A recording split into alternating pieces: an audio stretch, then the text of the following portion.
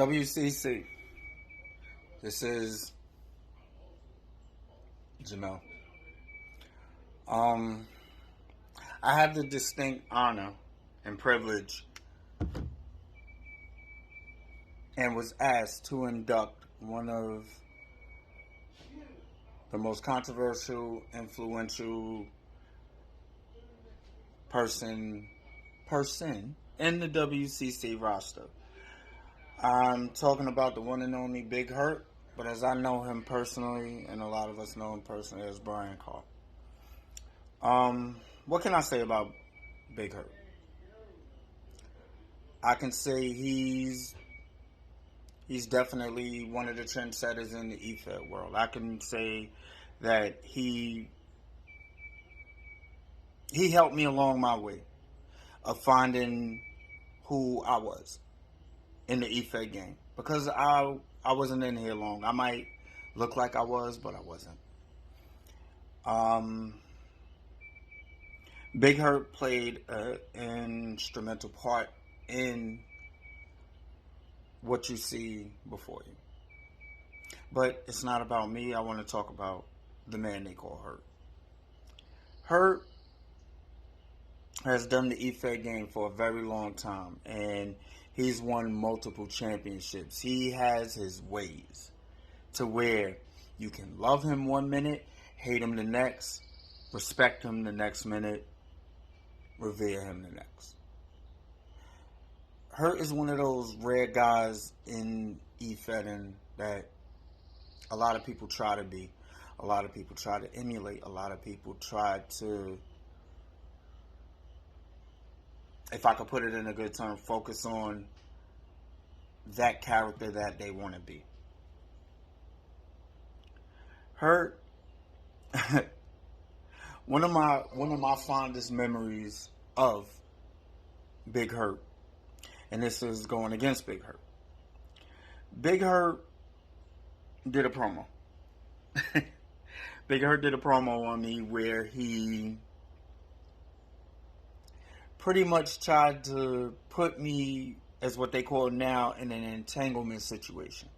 To where, okay, what would you do? What would you choose? Would you choose this or that?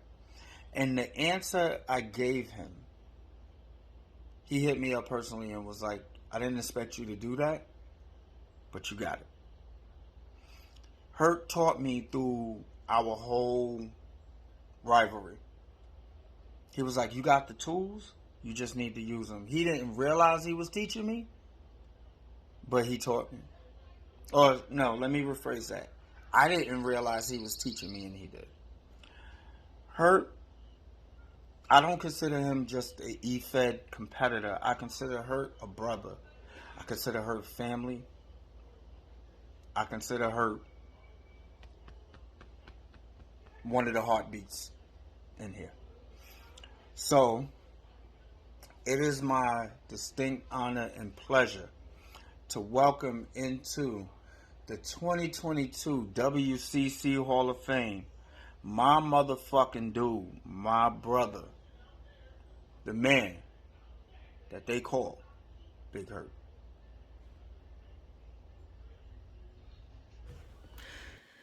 Thank you to Mel Walker for that intro. And I also want to thank Ian and Chris and Tori for the induction intro on Friday. It's a lot to live up to, and I'll try my best, but, you know, I've been out of this thing for so long.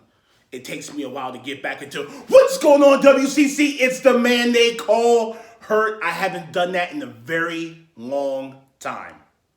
That's a shoot. The Hall of Fame is a weird bird. It's a weird bird because I have a bunch of Hall of Fame rings, and that's just, most of them are just fodder I use in the promo about being a multi-organization Hall of Famer. I've also had Hall of Fame offers from companies I've never stepped foot in. The politics of this business is a weird thing because if you're in a company long enough, you're going to get that Coco Beware Hall of Fame ring just because you've been there and you've been around. But when you have a company with a roster as deep as WCC, and for me personally, it's a company that while I'm here, I don't have any personal attachments to it besides Stu Heyman. And then to look at the class I'm going in with, Gator, John May, Tori, Mega, it makes it special. It makes it very special. And it means more to me than I thought it would, if I'm just being honest. When I got the call saying, hey, we want to put you in the Hall of Fame, I was like, here or there. I'm running around the country doing my thing. It meant a lot for me to have to stop and do this video. No. It means a lot that I get to stop and do this video, that I get to do it. And I do appreciate being put in. Just a few acknowledgments I want to make. One of my all-time favorite promo series ever, actually two of them, happened in here. One was the one that Ian Miller mentioned, the Innuendo promo series. If you get a chance to go back and watch that. Maybe I'll sit under your learning tree. Maybe I'll drink deep from your fruit of wisdom. Maybe I'll swallow as much as I can muster. The question is, as much as I'm willing to take, as much as I've shown I can take, baby, do you have enough to give me? I need to speak to somebody in human resources. Chris says that I have the ability to take what you say and throw it back. Ian did that to me. I shot a promo at him. He took everything I said and took it here. And that's all I ever want in a promo series. I want a promo series where someone can look at it and go, damn, these guys are really getting it to each other. No pause. And Ian's promo was that. And I appreciate it. And I wish it could have gone on longer, but I was already doing what I'm doing. Chris talked about we had a little bit of a personal issue. It was never personal with me and him. Yeah, he had the thing with my daughter. And once I realized that it wasn't a personal issue and we were still able to keep that energy like it was a beautiful thing. It's like The Rock and John Cena walking back and forth in the locker room going, hey, John, what's up? Fuck you. It's cool. It keeps everybody else on edge. And I appreciate him for allowing me to have that energy toward him and also for giving it back. Because there are some people, you give them that type of energy and they like inbox you crying or they block you. That's a fact in this business. There's not a lot of people who can take and give. Also, no pause. Surviving Big Hurt is my all-time favorite promo series. With the Deadlock Rebels, my all-time favorite E-Fed group. No disrespect to the Bully Club.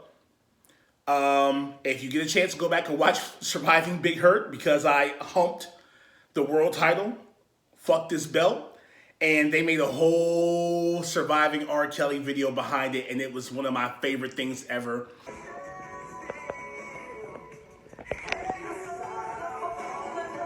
Nigga, let me tell you how I really feel about this belt. Nigga, fuck this belt. I don't give a fuck about this belt. I love what it represents to y'all. I love how hard y'all will bust your ass for this piece of metal that's laying casually on my bed. This is my masturbation bed. This ain't even my bedroom. And so when I say fuck this belt, I mean literally, fuck this belt. I'm humping the belt. Nigga, fuck this belt. Ugh. But I have a story for you guys, and that story goes as follows. When I met Ryan Carr, the first time I met him, he introduced himself. I introduced myself. We realized we're in the same business, so forth. Then he asked me, what kind of belt do you have on? I looked at Mr. Carr and I said, I don't have a belt on. He said, oh, You are so uncool. You're a weirdo for not having your belt on. And I kind of thought that was weird that he said I was a weirdo for not having a belt on, because I thought he was weird for asking me if I had a belt on. How about Ziggy Cobain? Ziggy Cobain said, I met him. I met him and I thought he had a little bit of talent. I said, where's your belt? That's not weird. It's not weird to ask another man where your belt is. You're a wrestler. You're supposed to have belts, and belts loop around, and you're supposed to fit inside of them. That's what they're made for, right? That's what belts are for. They're supposed to be around you. You're supposed to be in them. I said, where's your belt? He was like, I'm not quite good enough. I don't have one. I said, hey, man, you'll get one day. And now I'm weird. How am I weird? Because I asked him where his belt was. Yeah, the belts come home with me, but they want to be there. And you can't blame me. You got to blame the previous belt holders. Anybody who steps in the ring with me one-on-one that has a belt has to know that that belt's coming home with me. That's not my fault. Y'all killing me with this shit, man. I'm fighting for my life over here. I remember my roommates yelling at me from upstairs, like, what are you laughing at? I'm like, yo, I invited my roommates down and we watched it on the big screen. There's not a lot of promos like that can entertain you in real life. And with everything that's going on in the world, it's nice to have an escape. And when you go into a place where you can be your authentic self and get recognized for it, I appreciate it. And I thank you guys. And one more thing, if you know what I've been doing, I've been traveling the country. I've been filming a TV show. I'm filming a documentary. When the TV show actually airs on television, I'll let you know where you can find it. NDR, I can't say much more than that ahead of time.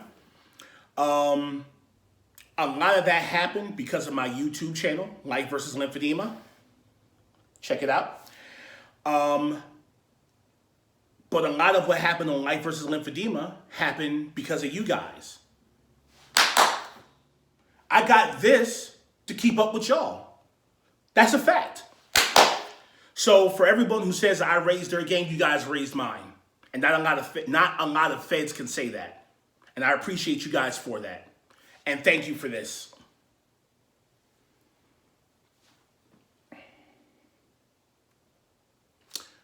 Chris, wild card, whatever you're going by these days. When I'm done traveling the country and filming these TV shows and fucking these chicks that think I'm a fucking TV star and want to fuck a TV star, and when I'm done doing all of these wonderful things and getting paid all of this wonderful money to do these wonderful things, you and I do have unfinished business. You want to be the better man? One day, I'm going to let you prove why you can never be. Thank you to everybody else, man. I'll catch y'all later on, man.